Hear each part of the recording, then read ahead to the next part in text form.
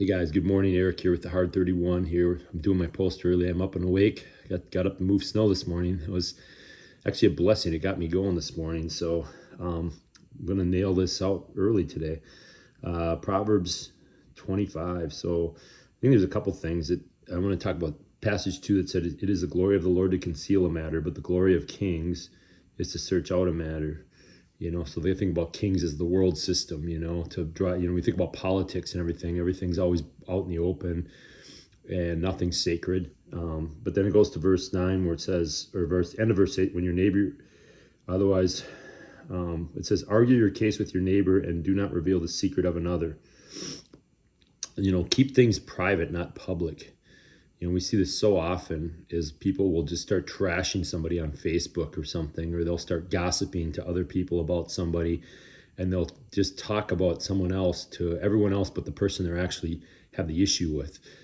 It's God's way. He's saying here is to keep it quiet and deal with it privately. All right, keep things quiet and deal with it privately. So when you have an issue with another person, instead of telling everybody else about it, go to that person and deal with it. That is one of the worst things you can do, and it doesn't look good. Gossiping never looks like he calls about the whisperer, the talebearer.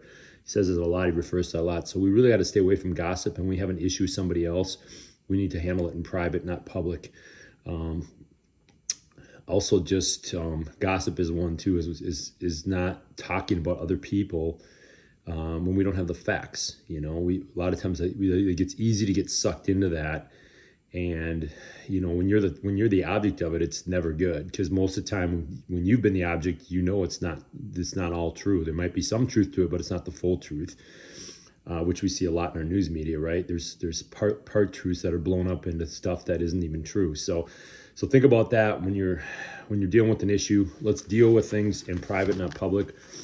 But this one I thought about today in Psalm 118:24. It says, "This is the day which the Lord has made. Let us rejoice and be glad in it."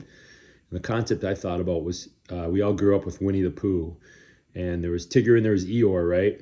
Tigger was always in a good mood. He's happy. He was full of energy. And then Eeyore was always complaining, kind of a Debbie Downer, just always moping around.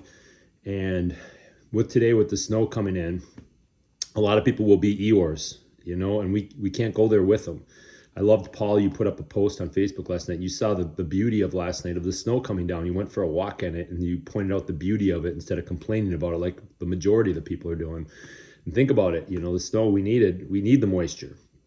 Last year, I know when I had a boat during the summer when we had no moisture, everything gets low in the lakes. That causes a lot of problems for boating and for farmers and on a bigger scale, farmers and agriculture. So we need the moisture. Talk to any of the states that had drought conditions and they would have taken it in a second. So let's not go out and be Eeyores today. Let's be Tiggers. Let's be full of joy and energy and look different than the world. Complaining has become a national pastime, and let's not join that team. All right, let's look different than the world today and rejoice in this day that we're up. Hey, that we live in a state that we have moisture.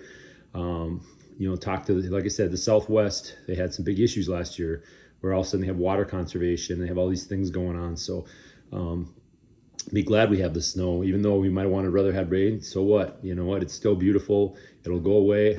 Don't let that be a reason to just walk around all negative today. Quit looking for reasons to be negative. Look for reasons to be thankful and go out and rejoice in this day, because the Lord's made it and he wants you to reflect his joy and his glory. All right. God bless you guys. Let's plan a Zoom tonight. I'll send out a text later for a time, see what everybody's availability is. Look forward to seeing some of you guys, or hopefully all you guys on the Zoom tonight.